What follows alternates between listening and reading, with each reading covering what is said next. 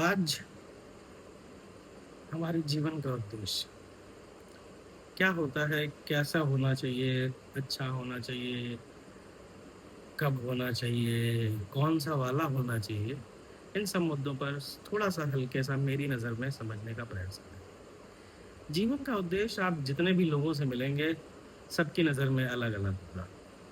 यदि आप किसी धर्मात्मा से मिलते हैं, तो वो आपको जीवन का उद्देश्य बताएगा कि आपको धर्म-कर्म का काम करना चाहिए। वहीं आप किसी कसाई से मिलेंगे, तो वह आपको बताएगा कि जीवन का मुख्य उद्देश्य बकरियों को काटना, चिकन चिकन बनाना ये सब होगा। वहीं आप किसी दुकानदार से मिलेंगे तो उसके लिए जीवन का उद्देश्य धनार्जन है।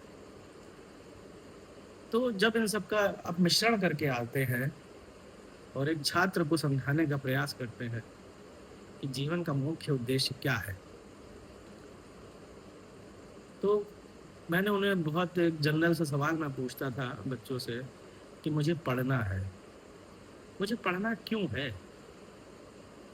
एक अच्छा नागरिक बनने के लिए, बड़ा आदमी बनने के लिए, एक सभ्य नागरिक बनने के लिए।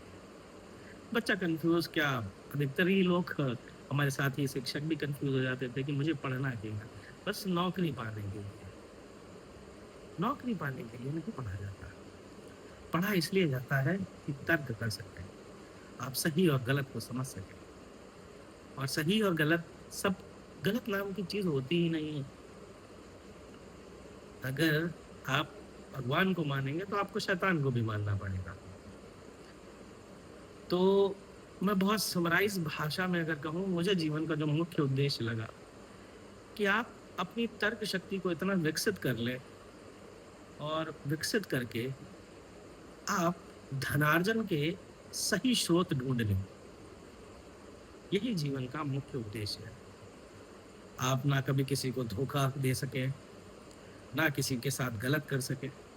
आप समाज के सरोकारों को जोड़ते हुए धनार्जन करना ही जीवन का मुख्य उद्देश्य बनता है। और यही चीज़ मैं एक सभ्य नागरिक होने के नाते, एक आदर्शवादी नागरिक होने के नाते अपने बच्चों को भी समझाना चाहता हूँ और अपने आस-पास के लोगों को भी समझाना चाहता हूँ कि जीवन का मुख्य उद्देश्य सभी स्रोतों के साथ आय को बढ़ाना, धनार्जन करना ही जीवन का मुख्य उद्देश्य है। अब इसमें में आप 8 गुणा 8 गुणा 8 24 घंटे को तोड़ें, परिवार को समय दें, कार्यालय को समय दें और नींद को समय दें। समय सीमित है, समय का ही सदुपयोग आपके जीवन को निखार सकता है और अनुशासन मुख्य मुख्य बिंदु है। मैं बार-बार अनुशासन की बात इसलिए करता हूँ, कि अनुशासन ही एक ऐसी चीज़ है जो आपको सबसे अलग कर सकता है। अनुशासन ही वह वस्तु है, वह गोल्डन रूल है जो हमें जानवरों से अलग करता है। मुस्कुराने की शक्ति अनुशासन का प्रतीक है। किसी को गाली देना, किसी से गाली सुनना, किसी को गाली बोलना, ये सब आप अगर अपने मन को अनुशासित कर लेते हैं, तो यही आपके जीवन का मुख्य उद्देश्य हो जाएगा और आप स्वयं से मतलब रखिए। स्वयं का मतलब यहाँ पर ये है कि आप स्वयं इतना तार्किक हो जाएँ, इतना सक्षम हो सकें कि आप चीज़ों को समझ सकें और समझकर अपने जीवन के उद्देश्यों अपने इस जीवन के उद्देश्य को पूर्ण कर सकें। बस यही। जय हिंद, जय भारत।